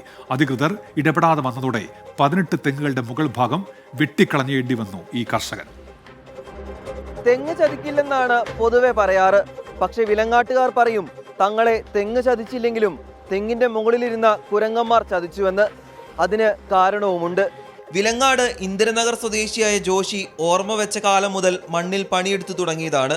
മറ്റ് കൃഷികൾക്കൊപ്പം വെച്ച തെങ്ങുകളിൽ നിന്നും നല്ല കായ്ഫലം ഒരു കാലത്ത് ലഭിച്ചിരുന്നു. പക്ഷേ കുറച്ചു കാലമായി വീട്ടിലെ കറിക്കരയ്ക്കാൻ പോലും തേങ്ങ കിട്ടാതായി. അതിന് കാരണം വാനരപ്പടയാണ്. കുരങ്ങിന്റെ ശല്യം അതിരൂക്ഷമായിരിക്കുകയാണ്. നമുക്ക് ഒന്നും ചെയ്യാനും ആവുന്നില്ല. ദിവസം രാവിലെ തൊട്ട് വൈകുന്നേരം വരെ ഒരു ടീം പോയി കഴിയുമ്പോൾ അടുത്ത ബറ്റാലിയും ഇങ്ങനെ വന്നും പോയിക്കൊണ്ടിരിക്കുന്നു. അപ്പോൾ ഇവരുടെ ശല്യം കൊണ്ട് ഒരു നിവൃത്തിയില്ലാതെ വന്നു കഴിഞ്ഞപ്പോൾ തേങ്ങയായി കഴിഞ്ഞ് കൃഷിയായി കഴിഞ്ഞപ്പോഴത്തേക്കും ഒരു തേങ്ങ പോലും ചെലവിന് പോലും തേങ്ങ കിട്ടുന്നില്ലെന്നായി. ഇപ്പോൾ ഞാൻ പൈസ കൊടുത്തിട്ടാണ് വെളിച്ചെണ്ണയും വാങ്ങുന്നത്, തേങ്ങയും വാങ്ങുന്നത്. ഓരോ തവണയും കാട് വിട്ട് നാട്ടിലേക്ക് ഇറങ്ങുന്നത് 100 മുതൽ 200 വരെ കുരങ്ങൻ കൂട്ടങ്ങളാണ്. തേങ്ങ കിട്ടാറില്ല. പക്ഷേ കുരങ്ങുകളുടെ നല്ല തേങ്ങ ഏറെ കിട്ടാറുണ്ടെന്ന് ജോഷി പറയുന്നു. കുട്ടികൾക്കെല്ലാം ഭയങ്കര ഭീഷണിയാവുന്നു. കാരണം ഒരു പ്രാവശ്യം കുട്ടികൾ മുറ്റത്ത് കളിച്ചുകൊണ്ടിരുന്നപ്പോൾ ഒരു കരിക്ക് വന്ന് വീഴുന്നതുകൊണ്ട് പെട്ടെന്ന് ഇവർ നോക്കിയപ്പോൾ തെങ്ങിൻ്റെ മുകളിൽ കുരങ്ങ്. ഇവർ പേടിച്ചിട്ട് ഓടി വീട്ടിൽ കയറുകയായിരുന്നു. പിന്നീട് അവർ പുറത്തോട്ട് ഇറങ്ങാൻ തന്നെ അവർക്ക് ഭയങ്കര ഒരു പേടിയാണ്. കാരണം എന്താണെന്ന് വെച്ചാൽ ചില സമയത്ത് കുരങ്ങുണ്ടാവുക തെങ്ങലുണ്ടാവുമോ ഇതൊന്നും അറിയാൻ പറ്റത്തില്ല. നമ്മൾ ഒരു കരിക്ക് അങ്ങനെ എന്തെങ്കിലും ഒരു സാധനം വീണാൽ മാത്രമേ അറിയത്തുള്ളൂ ഇതിൻ്റെ മുകളിൽ കുരങ്ങുണ്ടെന്ന്. പെട്ടെന്ന് നോക്കിയാൽ കാണുകയില്ല. കാരണം ഇവർ ഒളിച്ചിരിക്കുകയുള്ളൂ. കാരണം നമ്മളെ കണ്ടു വന്നാലും കൊണ്ടിരിക്കുകയുള്ളൂ. ശല്യം സഹിക്കാൻ കഴിയാതെ വന്നതോടെ കഴിഞ്ഞ ദിവസമാണ് കർഷകനായ ജോഷി അറ്റകൈ പ്രയോഗം നടത്തിയത്. 22 തെങ്ങുകളിൽ 18 എണ്ണത്തിന്റെ മണ്ട വെട്ടി നിരത്തി. പരിപാലിച്ചു വലുതാക്കിയ ആ കൈകൊണ്ട് തന്നെ അവ വെട്ടിനിരത്തേണ്ടി വന്നതിൽ ജോഷിക്ക് ഇപ്പോഴും സങ്കടമുണ്ട്. വന്യമൃഗശല്യം മൂലം കൃഷി തന്നെ ഉപേക്ഷിക്കാൻ തയ്യാറെടുക്കുകയാണ് ഒരുപറ്റം കർഷകർ. തേങ്ങയല്ലല്ലോ മനുഷ്യ ജീവനല്ലേ വലുത്. ഇതൊരു കർഷകന്റെ വാക്കുകളാണ്. വന്യമൃഗശല്യത്തിൽ അധികൃതർക്ക് നൽകിയ ഏതെങ്കിലും പരാതി പരിഗണിച്ചിരുന്നുവെങ്കിൽ ഇന്നിത് ഒരു കർഷകന് പറയേണ്ടി വരില്ലായിരുന്നു. രാഹുൽ സുരേഷ്, 24 കോഴിക്കോട്. പൊതുജനം കഴുതയല്ല സാർ. ആ മേഖലയിലെ കർഷകർ ദുരിതത്തിലാണ്. അടിയന്തര ഇടപെടൽ വേണമെന്നാണ് അവരുടെ ആവശ്യം. പ്രതികരണങ്ങളിലേക്ക്. നമ്മൾ ഒരുപാട് വന്യജീവികളെയും കൊണ്ട് നമ്മൾ കഷ്ടപ്പെടുന്ന മേഖലയാണ്. കുരങ്ങ് ശല്യം കാരണം പെരയ്ക്കകത്തുനിന്ന് ചട്ടിക്കകത്തുനിന്ന് വരെ സാധനം എടുത്തു പോകുന്ന ഒരു നിലപാടാണ് കണ്ടുവന്നത്. ഓരോ കരിക്ക് അവരുടെ തലേന്ന് നമ്മൾ വണ്ടി അവിടെ നിർത്തിയിടുന്ന സമയത്ത് ചിലപ്പോൾ വണ്ടി പോകുന്ന വഴിക്ക് വരെ കരിക്ക് ഇവരുടെ കയ്യിൽ നിന്ന് കുരങ്ങിൻ്റെ കയ്യിൽ നിന്ന് പറിച്ച് താഴെയിടുന്ന അനുഭവം കണ്ടിട്ടുണ്ട്. അധികർ വല്ലതും പറഞ്ഞു കഴിഞ്ഞാൽ അവർ തിരിഞ്ഞു നോക്കൂല. ഞങ്ങൾക്ക് ജീവിക്കാൻ ഒരു മാർഗമില്ലാത്ത എൻ്റെ അബ്രഹാമല്ലോ എൻ്റെ അനിയൻ്റെ അബ്രഹാമല്ലോ 4-5 കിൻഡൽ അണ്ടി കിട്ടുന്ന അവസാനം ഞങ്ങൾക്ക് കിട്ടുന്ന ഒരു 10 കിലോ അണ്ടി കിട്ടി. അരക്ക് കൂട്ടാൻ തേങ്ങ ഞങ്ങൾക്ക് കിട്ടുന്നില്ല. കാശ് വെച്ച് മേടിക്കേണ്ട ഗതികളിലാണ് ഇപ്പം ഞങ്ങളുള്ളത്. അവിടെ നിന്ന് ഇങ്ങനെ ചാടി ഇങ്ങനെ വന്നിട്ട് അതുകൊണ്ട് അവിടെ ഒരു 10-30 തെങ്ങുള്ള ഒരൊറ്റ തെങ്ങയില് വെട്ടായിരുന്നത്. എല്ലാം മൊത്തം ഇതിൻ്റെ പരിപാടി. വെട്ടിയതുപോലെ നമ്മൾ പിന്നെ വെട്ടാൻ കഴിവില്ലാത്തതുകൊണ്ട് അങ്ങനെ നിൽക്കുന്നേ ഉള്ളൂ. ഞങ്ങൾക്ക് ഇവിടെ ജീവിക്കാൻ പറ്റിയാത്ത സ്ഥിതിയാണ് ഒന്നാമത്. ഇവിടെ ഞങ്ങൾ 10-90, 95, 96 വീട്ടുകാരുണ്ട്. അവർക്ക് എല്ലാം ഒരേപോലെയുള്ള അനുഭവങ്ങളാണ് അവർക്ക് എല്ലാവർക്കും ഉള്ളത്. പ്രേക്ഷകർ ഒറ്റക്കെട്ടായി കർഷകർക്കൊപ്പം നിൽക്കുന്നുണ്ട്. പാവം കർഷകർ വളരെ സങ്കടമുണ്ട് എന്ന് ആശ പറയുന്നുണ്ട്. ഒറ്റപ്പാലത്തുള്ള സുഹൃത്ത് പറയുന്നത് ഇത് തന്നെ. തേങ്ങ, മാങ്ങ, ചക്ക ഇതെല്ലാം കുരങ്ങ് കൊണ്ടുപോകുമെന്നാണ് രവികുമാർ PB പറയുന്നത്. കർഷകർ നീതി ഉറപ്പാക്കണമെന്ന് എബ്രഹാം തോമസും അഭിപ്രായപ്പെടുന്നുണ്ട്. നേരത്തെ സൂചിപ്പിച്ച വാർത്തയുടെ വിശദാംശങ്ങളിലേക്ക്. ഇടുക്കി മാങ്കുളത്ത് കാട്ടാന ആക്രമണത്തിൽ 2 പേർക്ക് പരിക്കേറ്റു. ഇരുചക്ര വാഹനത്തിൽ വരുമ്പോൾ കാട്ടാന ആക്രമിക്കുകയായിരുന്നു. രാഹുൽ വിജയൻ വിശദാംശങ്ങൾ ചേരുന്നു. രാഹുൽ, ഇവരുടെ ആരോഗ്യനില എങ്ങനെയുണ്ട്? എന്തൊക്കെയാണ് വിവരങ്ങൾ രാഹുൽ? ഏറ്റവും ആശ്വാസകരമായ കാര്യം ആരോഗ്യ നില വലിയ കുഴപ്പമില്ല, വലിയ സാരമായ പരിക്കുകളില്ല എന്നുള്ളതാണ്. വൈകിട്ട് 3 മണിയോടുകൂടിയാണ് ഈ കാട്ടാന ആക്രമണം ഉണ്ടാകുന്നത്. പെരുമ്പൻകുത്ത് കുരുത്തിക്കുടി റോഡിൽ പ്ലാങ്കലിന് സമീപം വെച്ചായിരുന്നു ഈ കാട്ടാന ആക്രമണം ഉണ്ടായത്. ആശാവർക്കറായ അമ്പിളി ജോലി സംബന്ധമായ ആവശ്യത്തിന് അടിമാലിയിൽ പോയിട്ട് ഭർത്താവിനൊപ്പം സ്കൂട്ടറിൽ തിരിച്ചു വരുമ്പോഴാണ് ഈ കാട്ടാനയുടെ മുൻപിൽ പെടുന്നത്. ഈ കാട്ടാനയെ കണ്ട് ബൈക്ക് മറിഞ്ഞു വീഴുകയായിരുന്നു. അതിനുശേഷം ബൈക്കിൽ നിന്ന് രണ്ടുപേരും എഴുന്നേറ്റ് ഓടുകയും ചെയ്തു. പിന്നാലെ ഇവരുടെ പുറകെയും ഓടി. എന്തായാലും ഇവർ മറിഞ്ഞു വീണാണ് പരിക്കേറ്റത് എന്നുള്ളതാണ് ഏറ്റവും പ്രധാനപ്പെട്ട കാര്യം. രണ്ടുപേരുടെയും പരിക്ക് ഗുരുതരമല്ല എന്നുള്ളത് ആശ്വാസകരമായ കാര്യവുമാണ്. എന്തായാലും രണ്ടുപേരും അടിമാലി താലൂക്ക് ആശുപത്രിയിൽ ചികിത്സ തേടുകയും ചെയ്തിട്ടുണ്ട്. രാഹുൽ വിജയനാണ് ഇടുക്കിയിൽ നിന്ന് വാർത്തയുടെ വിശദാംശങ്ങൾ നൽകിയത്. ഇപ്പോൾ വിപിൻ സി വിജയൻ ഒരു വാർത്ത അറിയിക്കുന്നുണ്ട്. കേരളത്തിലേക്ക് വൻതോതിൽ ലഹരി കടത്തിയ സംഘത്തിലെ 2 പേർ കൂടി പിടിയിലായിരിക്കുന്നു. നൈജീരിയൻ സ്വദേശി ചിക്ക അബാജുവോ, ത്രിപുര അഗർത്തല സ്വദേശി സന്ദീപ് മാലിക് എന്നിവരാണ് ബംഗളൂരുവിൽ വെച്ച് പിടിയിലായത്. ബത്തേരി പോലീസാണ് ഇവരെ സാഹസികമായി പിടികൂടിയതെന്നാണ് വിപിൻ സി വിജയൻ അറിയിക്കുന്നത്. മുത്തങ്ങ വഴി ഇവർ കേരളത്തിലേക്ക് വൻതോതിൽ ലഹരി കടത്തിയിട്ടുണ്ട് എന്നാണ് പോലീസ് പറയുന്നത്. ചരിത്ര സ്മാരകമായ കോഴിക്കോട് ഫറോക്കിലെ ടിപ്പു കോട്ട നാശത്തിന്റെ വക്കിലാണ്. പുരാവസ്തു വകുപ്പ് ഏറ്റെടുത്ത കോട്ട ഇപ്പോൾ സാമൂഹ്യ വിരുദ്ധരുടെ താവളമായി മാറിയിരിക്കുന്നു. കോട്ട സംരക്ഷിക്കണം എന്ന ആവശ്യം ശക്തമാക്കുകയാണ് സാമൂഹ്യ പ്രവർത്തകരും നാട്ടുകാരും. 1991 സംസ്ഥാന സർക്കാർ ഈ കോട്ടയും ഇതോടനുബന്ധിച്ചുള്ള 31 ഹെക്ടർ ഭൂമിയും സംരക്ഷിത സ്മാരകമായി പ്രഖ്യാപിച്ചത്. പ്രഖ്യാപനം കഴിഞ്ഞ് 3.5 പതിറ്റാണ്ട് ആകുമ്പോഴും ഇതാണ് കോട്ടയുടെ അവസ്ഥ.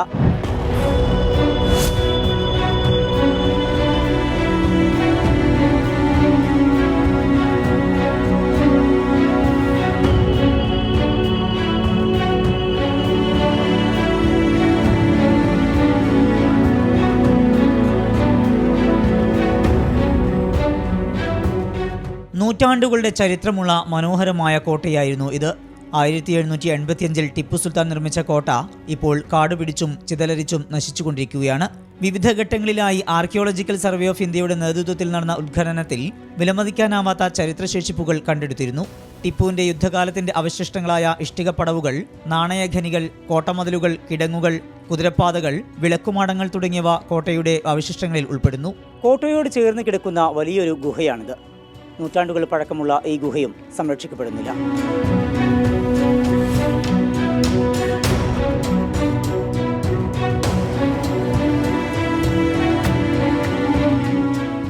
വരും തലമുറയ്ക്കായി കോട്ടയും ചരിത്രശേഷിപ്പുകളും സംരക്ഷിക്കപ്പെടേണ്ടതുണ്ട്.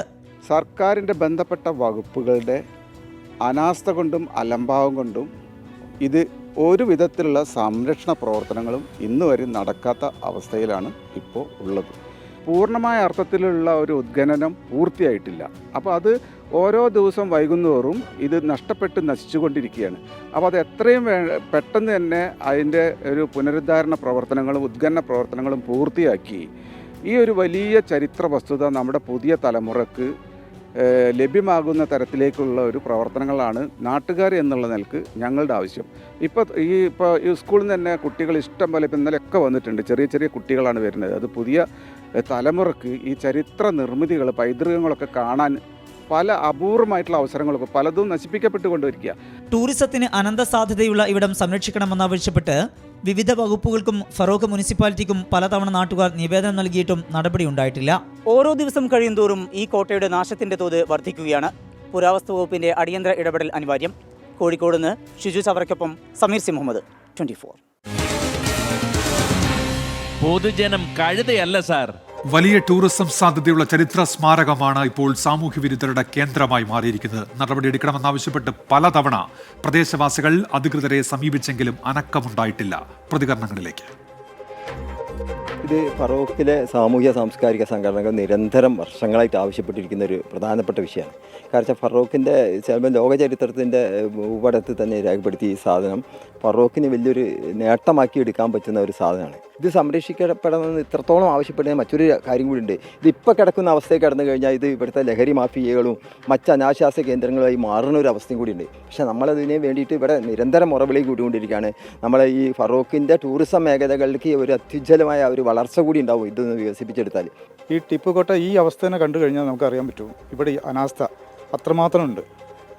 അപ്പോൾ തീർച്ചയായിട്ടും ഈ സംരക്ഷണം ടൂറിസം വകുപ്പിന് അറിയിച്ചുകൊണ്ട് ഇത് സംരക്ഷിക്കുക എന്നുള്ളതാണ്. ഇപ്പോൾ തന്നെ ഈ മേഖലയിൽ വിദ്യാർത്ഥികളും അതുപോലെ തന്നെ പല ആളുകളും ടൂറിസ്റ്റ് ആളുകൾ വന്നു പോകുന്നുണ്ട്. ഇവിടെ വന്നു കഴിഞ്ഞാൽ തന്നെ പേടിയാണ്. ഇവിടെ നിൽക്കാൻ പറ്റുമോ? അത്രയും കാട് മൂടിക്കിടക്കുകയാണ്. കേരളത്തിൽ തന്നെ ഏറ്റവും കൂടുതൽ ടൂറിസം മേഖല കൊണ്ട് സാമ്പത്തികമായിട്ട് ഒരുപാട് ഉയർച്ച ഉണ്ടാക്കാൻ പറ്റുന്ന ഒരു മുനിസിപ്പാലിറ്റിയാണ് ഫറോക്ക് മുനിസിപ്പാലിറ്റി. പക്ഷേ ഇവർ ആരും മാറി മരിച്ചിട്ടും ആരും ഈ ഒരു കാര്യങ്ങൾക്ക് ആരും ചെയ്യുന്നില്ല. അപ്പോൾ ഇതിൻ്റെ ബിൽഡിംഗ് ഓണർമാരെ വരെ ഞങ്ങൾ പോയി കണ്ടിട്ടുണ്ട്. പക്ഷേ ഒരു പ്രൊജക്റ്റ് തയ്യാറാക്കി എന്തെങ്കിലും നമുക്ക് പുറത്തുനിന്ന് ചെയ്യാൻ പറ്റുമോ എന്നുണ്ടെങ്കിൽ പോലും അതിന് പോലും ഇവിടെ പ്രശ്നങ്ങളാണ് വരുന്നത്. ഇപ്പോൾ വരുന്ന ഒരു വാർത്തയിലേക്കാണ്. ഇനി പാലക്കാട് അട്ടപ്പാടിയിൽ KSCB കരാർ ജീവനക്കാരൻ ഷോക്കേറ്റ് മരിച്ചു. നെല്ലിപ്പതി സ്വദേശി നഞ്ചൻ ആണ് മരിച്ചത്. ശ്രീജിത്ത് ശ്രീകുമാറിനോട് വിവരങ്ങളുമായി. ശ്രീജിത്ത്, വിശദാംശങ്ങൾ. പാലക്കാടാണ് ഇത്തരത്തിലൊരു അപകടം ഉണ്ടായത്. അട്ടപ്പാടിയിലാണ് KSCBയുടെ കരാർ ജീവനക്കാരൻ ഷോക്കേറ്റ് മരിച്ചത്. നെല്ലിപ്പതി സ്വദേശി നഞ്ചനാണ് മരിച്ചത്. അദ്ദേഹം ജോലി ചെയ്യുന്നതിനിടെ ഷോക്കേറ്റു. കരാർ ജീവനക്കാരനാണ് എന്നാണ് ഇപ്പോൾ അറിയാൻ കഴിയുന്നത്. അദ്ദേഹത്തെ ആശുപത്രിയിലേക്ക് മാറ്റാൻ ശ്രമിച്ചിരുന്നു. കോട്ടത്തറ ആശുപത്രിയിലേക്ക് അദ്ദേഹത്തെ എത്തിച്ചിരുന്നു. പക്ഷേ അന്ത്യം സംഭവിക്കുകയായിരുന്നു. അദ്ദേഹം ജോലി ചെയ്യുന്നതിനിടെ തൊട്ടടുത്ത ലൈനിൽ തട്ടുകയായിരുന്നു. അങ്ങനെ ഷോക്കേറ്റു എന്നാണ് ഇപ്പോൾ അറിയാൻ കഴിയുന്നത്.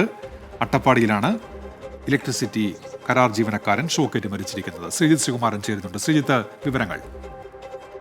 ലൈൻ മാറ്റുന്ന പണികൾ അവിടെ നടക്കുന്നുണ്ടായിരുന്നു എന്നാണ് നമ്മൾ മനസ്സിലാക്കുന്നത്. ആ സമയത്താണ് നഞ്ചൻ പോസ്റ്റിന് മുകളിൽ നിന്ന് ഷോക്ക് ഏൽക്കുന്നത്. ലൈൻ കമ്പി മറ്റൊരു ഫീഡറിലേക്ക് തട്ടിയാണ് ഇത്തരത്തിൽ ഷോക്ക് ഏൽക്കുന്നത് എന്നാണ് പറയുന്നത്. നിലത്തേക്ക് വീഴുകയായിരുന്നു. പോസ്റ്റിന് മുകളിൽ നിന്ന് നിലത്തേക്ക് വീഴുകയായിരുന്നു. ഉടൻ തന്നെ കോട്ടത്തറ താലൂക്ക് ആശുപത്രിയിലേക്ക് മാറ്റി. പക്ഷേ അപ്പോഴേക്കും മരണം സംഭവിച്ചിരുന്നു. എന്തായാലും മൃതദേഹം ജില്ലാ ആശുപത്രിയിലേക്ക് പോസ്റ്റ്മോർട്ടത്തിനായി അല്പസമയത്തിനകം കൊണ്ടുവരുമെന്നാണ് അറിയിച്ചിട്ടുള്ളത്. വളരെ വേദനിപ്പിക്കുന്ന സങ്കടമുള്ള വാർത്തയാണ് വീണ്ടും അട്ടപ്പാടിയിൽ നിന്ന് പുറത്തുവരുന്നത്. ശരി, ശ്രീജിത്ത് ശ്രീകുമാറിനാണ് വിവരങ്ങൾ നൽകിയത്. സാംസ്കാരിക നഗരിയായ തൃശൂരിലെ ഒരുപാട് പരിപാടികൾക്ക് വേദിയാകാറുള്ള അരണാട്ടുകര ടാഗോർ സെന്റിനറി ഹാൾ മോടിയാക്കൽ അനന്തമായി നീളുന്നു. ഇതോടെ സാംസ്കാരിക പരിപാടികൾ മാത്രമല്ല, വിവാഹം ഉൾപ്പെടെയുള്ള ചടങ്ങുകൾക്ക് പോലും ഹാൾ ഉപയോഗിക്കാൻ കഴിയാത്ത അവസ്ഥയാണ്. 5 വർഷം മുൻപ് തുടങ്ങിയ നിർമ്മാണ പ്രവൃത്തികൾ ഇപ്പോഴും ഇഴഞ്ഞാണ് നീങ്ങുന്നത്. നാളെ നീളനീളെ എന്നതുപോലെ ഇഴഞ്ഞു നീങ്ങുകയാണ് തൃശൂർ നഗരത്തിൽ ഒരു നിർമ്മാണ പ്രവൃത്തി. സാംസ്കാരിക നഗരിയിലെ പരിപാടികൾക്ക് മുഖ്യ ഇടമാകേണ്ട ടാഗോർ സെന്റിനറി ഹാളിന്റെ നിർമ്മാണമാണ് എങ്ങുമെത്താതെ നീളുന്നത്. 37 കോടി രൂപ ചിലവിൽ കോർപ്പറേഷൻ പുതുക്കിപ്പണിയുന്ന ടാഗോർ സെന്റിനറി ഹാളിൽ പണികൾ തുടങ്ങിയിട്ട് 5 വർഷമായി. പണി പൂർത്തിയാകാൻ ഇനിയുമേറെ നാൾ വേണ്ടിവരും. നിർമ്മാണം നീളുന്നതിൽ നാട്ടുകാർ കടുത്ത പ്രതിഷേധത്തിലാണ്. 1-ാം ഘട്ടത്തിൽ താഴത്തെ നില ഓഡിറ്റോറിയം, മിനി ഓഡിറ്റോറിയം, മേൽക്കൂര, ടാങ്ക്, പാർക്കിംഗ് എന്നിങ്ങനെ പണികളാണ് പൂർത്തിയായിട്ടുള്ളത്. ഇതിനായി 22 കോടി രൂപ ഇതുവരെ ചിലവിട്ടു. ഇനിയും ധാരാളം പണികൾ പൂർത്തീകരിക്കാനുണ്ട്. 2-ാം ഘട്ടം പൂർത്തിയാകാൻ 15 കോടി രൂപ കൂടി ആവശ്യമാണ്. ഇന്റീരിയർ, ഇലക്ട്രിക്കൽ, ഫയർ തുടങ്ങിയ പണികളാണ് ഇനി പൂർത്തിയാകാനുള്ളത്. അവസാന ഘട്ടത്തിന് സാങ്കേതിക അനുമതി കിട്ടിയത് പ്രകാരം ടെൻഡർ പൂർത്തിയായെന്നും തിരുവനന്തപുരത്ത് ചീഫ് എഞ്ചിനീയറുടെ കൈവശമാണ് ഫയലുകളെന്നും കോർപ്പറേഷൻ അധികൃതർ പറയുന്നു. എല്ലാ പണികളും ഒരുമിച്ച് ഏറ്റെടുക്കുന്ന കരാറുകാരെ ലഭിക്കാത്തതിനാൽ ഓരോന്നിനും ഓരോ ടെൻഡറുകളാണ് ആവശ്യമായി വരുന്നത്. അതിനാലാണ് വ്യത്യസ്ത ടെൻഡറുകൾ വിളിക്കേണ്ടി വരുന്നതെന്നും കോർപ്പറേഷൻ അധികൃതർ പറഞ്ഞു. ഇതുവരെ 4 ടെൻഡറുകളാണ് വന്നിട്ടുള്ളത്. കോവിഡ് കാരണം 2 വർഷം നിർമ്മാണം നിർത്തിവെക്കേണ്ടി വന്നതിനാലാണ് പണി പൂർത്തിയാകാൻ വൈകുന്നതെന്നാണ് ഇവരുടെ വാദം. സാംസ്കാരിക പരിപാടികൾക്ക് മാത്രമല്ല, ചൂടേറിയ രാഷ്ട്രീയ സംവാദങ്ങൾക്കും വേദിയായ ഇടമാണ് ഇങ്ങനെ കിടക്കുന്നത്. ഇത് വീണ്ടെടുക്കേണ്ടതുണ്ട്. പൊതുജനങ്ങളുടെ നികുതിപ്പണം ഉപയോഗിച്ചുള്ള നിർമ്മാണ പ്രവൃത്തിയാണ് ഇവിടെ ഇഴഞ്ഞു നീങ്ങുന്നത്. അത് സമയബന്ധിതമായി പൂർത്തിയാക്കേണ്ടതിൻ്റെ ഉത്തരവാദിത്തം ഭരണകർത്താക്കൾക്കാണ്. അത് മറക്കരുത്. ക്യാമറാമാൻ ബിനേഷ് ബാബുരാജിനൊപ്പം സൂരജ് സജി, 24. പൊതുജനം കഴുതയല്ല സാർ. ആശാ വർക്കേഴ്സിന് സംസ്ഥാന സർക്കാർ അനുവദിച്ച ഫെബ്രുവരി മാസത്തെ ഓണറേറിയം അക്കൗണ്ടുകളിൽ ലഭിച്ചു തുടങ്ങി. പത്തനംതിട്ട ജില്ലയിലെ ആശാ വർക്കേഴ്സിനാണ് ആദ്യം ഓണറേറിയം ലഭിച്ചത്. മറ്റ് ജില്ലകളിലും ഉടൻ തുക ലഭ്യമാകുമെന്ന് ആരോഗ്യവകുപ്പ് അറിയിച്ചു. AV ജയശങ്കർ വിവരങ്ങളുമായി. ജയശങ്കർ, പറയൂ. അതായത് ഉന്മേഷ സെക്രട്ടേറിയറ്റിന് മുന്നിൽ ഉൾപ്പെടെ ആശാവർക്കർമാർ വലിയ തോതിലുള്ള സമരം നടത്തുന്നതിനിടെയാണ് ഫെബ്രുവരി മാസത്തെ ഓണറേറിയം ആശാവർക്കർമാരുടെ അക്കൗണ്ടുകളിലേക്ക് എത്തിത്തുടങ്ങിയത്. പത്തനംതിട്ട ജില്ലയിലെ ആശാവർക്കർമാർക്കാണ് ആദ്യമായി ഇത്തരത്തിൽ പണം എത്തിയതെന്നാണ് നമുക്ക് ലഭ്യമാകുന്ന വിവരങ്ങൾ. ഈ പല ആശാവർക്കർമാരുടെയും അക്കൗണ്ടുകളിൽ ജില്ലയിൽ പണം എത്തിയതായി അവർ തന്നെ സമ്മതിക്കുന്നുണ്ട്. ആരോഗ്യവകുപ്പുമായി നമ്മൾ ബന്ധപ്പെടുമ്പോൾ മറ്റ് ജില്ലകളിലും വരും ദിവസങ്ങളിൽ തന്നെ ഇത്തരത്തിൽ അക്കൗണ്ടുകളിൽ പണം എത്തുമെന്നാണ് നമ്മൾ മനസ്സിലാക്കുന്നത്. വളരെ കാലത്തിന് നടത്തിയതിനു ശേഷമാണ് ഇത്തരത്തിൽ കൃത്യമായി പെൻഡിംഗ് ഉള്ള ഓണറേറിയം ആശാവർക്കർമാർക്ക് ലഭിക്കുന്നത് എന്നത് വളരെ സവിശേഷമായ കാര്യമാണ്. ആശാവർക്കർമാരുടെ സമരം ഉൾപ്പെടെ നടക്കുന്നതിനിടയിലാണ് സർക്കാർ ഇത്തരത്തിൽ കൃത്യമായി കഴിഞ്ഞ മാസത്തെ ഫെബ്രുവരി മാസത്തെ ഓണറേറിയം ആശാവർക്കർമാർക്ക് അനുവദിക്കുന്നതെന്ന പ്രത്യേകതയുമുണ്ട്. എന്തായാലും ഇനി മറ്റ് അലവൻസ് ഉൾപ്പെടെയുള്ള തുക ആശാവർക്കർമാർക്ക് ഇനിയും കിട്ടാനുണ്ട്. അത് ഇന്ന് കിട്ടുമെന്ന കാര്യത്തിൽ വ്യക്തതയില്ല. എന്തായാലും ഫെബ്രുവരി മാസത്തെ ഓണറേറിയം ആശാവർക്കർമാർക്ക് സർക്കാർ അനുവദിച്ചിരിക്കുന്നു. AV ജയശങ്കറാണ് വിവരങ്ങൾ നൽകിയത്. കേരളത്തിലേക്ക് വൻതോതിൽ ലഹരി കടത്തിയ സംഘത്തിൽ 2 പേർ കൂടി പോലീസിന്റെ പിടിയിൽ. നൈജീരിയൻ പൗരനെയും ത്രിപുര സ്വദേശിയുമാണ് ബംഗളൂരുവിൽ നിന്ന് ബത്തേരി പോലീസ് പിടികൂടിയത്. വിപിൻ സി വിജയൻ. വിപിൻ, വിവരങ്ങൾ. ഉന്മേഷ്, ലഹരിക്കണ്ണികളെ പിന്തുടർന്ന് പിടികൂടുകയാണ് വയനാട് പോലീസ്. നൈജീരിയൻ സ്വദേശിയായ ചിക്ക അബോജുവോ, അതുപോലെ തന്നെ ത്രിപുര അഗർത്തല സ്വദേശിയായിട്ടുള്ള സന്ദീപ് മാലിക്, ഇവരെയാണ് ബത്തേരി പോലീസും ലഹരി വിരുദ്ധ സ്ക്വാഡും ചേർന്ന് ഇപ്പോൾ പിടികൂടിയിരിക്കുന്നത്. ഇരുവരും ബാംഗ്ലൂരിലെ മൊത്ത വ്യാപാര സംഘത്തിൽപ്പെട്ടവരാണ്. ബാംഗ്ലൂരിൽ ഇവർ താമസിക്കുന്ന ഫ്ളാറ്റിൽ നിന്നാണ് പിടികൂടിയിരിക്കുന്നത്. ഇവരുടെ കൂട്ടുപ്രതിയായിട്ടുള്ള ടാൻസാനിയൻ സ്വദേശി പ്രിൻസ് സാംസൺ ബാംഗ്ലൂരിൽ നിന്ന് കഴിഞ്ഞ ദിവസം പിടികൂടിയിരുന്നു. ഇതോടെ ഈ കേസിൽ ഇപ്പോൾ പിടിയിലാവുന്നവരുടെ എണ്ണം 4 ആയിട്ടുണ്ട്. ഒപ്പം തന്നെ കഴിഞ്ഞ കുറച്ച് 2025 ഫെബ്രുവരി 24 മുത്തങ്ങ ചെക്ക് പോസ്റ്റിൽ നടത്തിയ വാഹന പരിശോധനയിൽ ഒരു 93 ഗ്രാം MDMA പിടികൂടിയിരുന്നു. ഇത് മലപ്പുറം സ്വദേശി ഷഫീഖാണ് കൊണ്ടുവന്നത്. ഈ ഷഫീഖിന് എവിടെ നിന്ന് MDMA ലഭിക്കുന്നു, ലഹരി കിട്ടുന്നു എന്നുള്ള അന്വേഷണമാണ് ഇപ്പോൾ ഈ വലിയ സംഘത്തെ തന്നെ പിടികൂടാൻ സഹായിച്ചിരിക്കുന്നത്. 4 പേർ ഇപ്പോൾ അറസ്റ്റിലായിരിക്കുന്നു. ഉന്മേഷ്. ശരി, വിപിൻ സി വിജയനാണ് വിവരങ്ങൾ നൽകിയത്. പാലക്കാട് കവളപ്പാറ ആര്യങ്കാവിന് സമീപം നാട്ടുകാരുടെ ജീവന് തന്നെ ഭീഷണിയായി വൻ മരങ്ങൾ. കഴിഞ്ഞ ദിവസം ഒരു മരം കടപുഴകി ഓട്ടോറിക്ഷയ്ക്ക് മേൽ വീണ് ഡ്രൈവറായ അച്ഛനും പിന്നിലിരുന്ന 8 വയസ്സുകാരൻ മകനും പരിക്കേറ്റിരുന്നു. എന്നിട്ടും ഈ മരങ്ങൾ മുറിച്ചു മാറ്റാൻ നടപടി ഉണ്ടാകുന്നില്ല എന്നതാണ് പരാതി.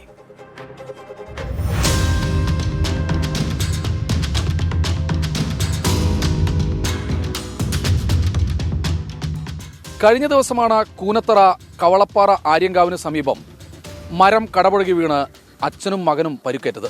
വെറുതെ പരിക്കേറ്റതല്ല, ഓട്ടോറിക്ഷയ്ക്ക് മുകളിലൂടെ മരം വീഴുകയായിരുന്നു. മകന്റെ പരിക്ക് ഗുരുതരമായിരുന്നു.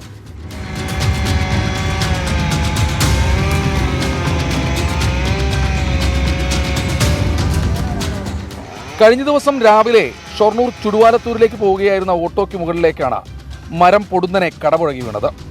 വണ്ടി ഓടിച്ചിരുന്ന അച്ഛനും പിറകിലിരുന്ന 8 വയസ്സുകാരൻ മകനും പരിക്കുപറ്റി.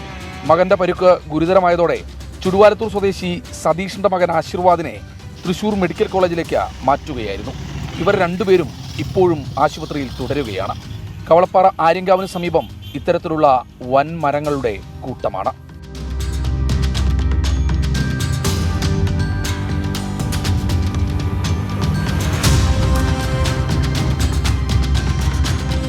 ഞങ്ങൾ 21 ദിവസം ഈ തൂത്ത് തുടങ്ങിയ സ്ഥിതിക്ക് ഞങ്ങൾ ഇതിനെ എപ്പോഴും ഓടിക്കൊണ്ടിരിക്കുകയാണ്. അപ്പോൾ ഞങ്ങൾ ആളെ വെച്ചിട്ടാണ് ഓടുന്നത്. അപ്പൊ ഇനി ഒരു മരം പൊട്ടി വിട കഴിഞ്ഞാൽ ഞങ്ങൾക്കും അത് വണ്ടിയിലേക്ക് ആളുകൾക്ക് ഭീഷണിയും മാറും. അതുകൊണ്ട് എത്രയും പെട്ടെന്ന് ആ റോഡിലരികിലുള്ള മരങ്ങളൊക്കെ വെട്ടി ചെയ്ത് വന്നാൽ ഞങ്ങൾക്ക് സൗകര്യമായി. മരങ്ങൾ മുറിച്ചു മാറ്റണമെന്ന ആവശ്യം പൊതുജനങ്ങളുടെ ഭാഗത്തു നിന്നും ഉയർന്നിരുന്നു. എന്നാൽ ഈ അപകടം നടന്ന ദിവസങ്ങൾ കഴിഞ്ഞിട്ടും മരങ്ങൾ വെട്ടിമാറ്റിയിട്ടില്ല. ഇപ്പോൾ ആര്യങ്കാവിൽ തോൽപ്പാവക്കൂത്ത് തുടങ്ങിക്കഴിഞ്ഞു. അടുത്ത മാസം 4-നാണ് പൂരം നടക്കുക. നിരവധി കലാപരിപാടികളും പൂരാഘോഷത്തിന്റെ ഭാഗമായി ഇനിയുള്ള ദിവസങ്ങളിൽ ഉണ്ടാകും. ഈ സമയമൊക്കെ കൂടുതൽ ആളുകൾ പ്രദേശത്തേക്ക് എത്തിച്ചേരേണ്ടത് ഈ മരങ്ങളുടെ ഭീഷണി മറികടന്നാണ്.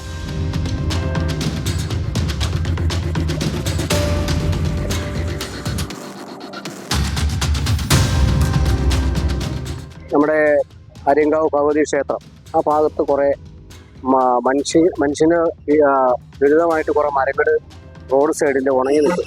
ഇപ്പോൾ ഇവിടെ പൂരം നടക്കുന്ന ഒരു സമയമാണ്. ഇപ്പോൾ ഈ അപകടം നടന്നിട്ട് ഒരാഴ്ച ചെല്ലുവാനായിട്ടുണ്ട്.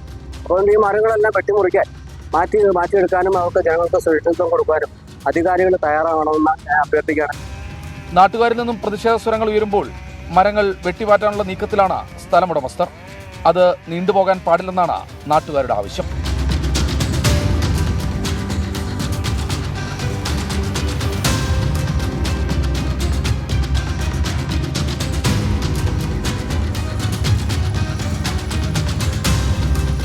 പാലക്കാടിനും പ്രത്യേകിച്ച് വള്ളുവനാടിനും ഇത് പൂരക്കാലമാണ്, വേലകളുടെയും. അത്തരത്തിലുള്ള സന്ദർഭങ്ങളിൽ ആളുകൾ ഒത്തുകൂടുന്ന മൈതാനങ്ങളുടെ സമീപമുള്ള ഉണക്കമരങ്ങളും മറ്റും അടിയന്തരമായി മുറിച്ചു മാറ്റട്ടെ. സ്വകാര്യ വ്യക്തികൾ അതിന് തയ്യാറായില്ലെങ്കിൽ പഞ്ചായത്തോ നഗരസഭയോ അതിന് തയ്യാറാകണം. ശ്രീകുമാരൻ, 24, പാലക്കാട്. പൊതുജനം കഴുതയല്ല സാർ. ഇനി ഇന്നത്തെ സ്വർണ്ണവിലയിലേക്കാണ്. ഇന്നത്തെ സ്വർണ്ണനിരക്ക് സമർപ്പിക്കുന്നത് സ്പർശ ഗോൾഡ് ആൻഡ് ഡയമണ്ട്സ്. ഡിജിറ്റലാകൂ ഇനി സ്പർശയോടൊപ്പം. സ്വർണ്ണത്തിൽ സ്നേഹത്തിൽ സ്പർശ.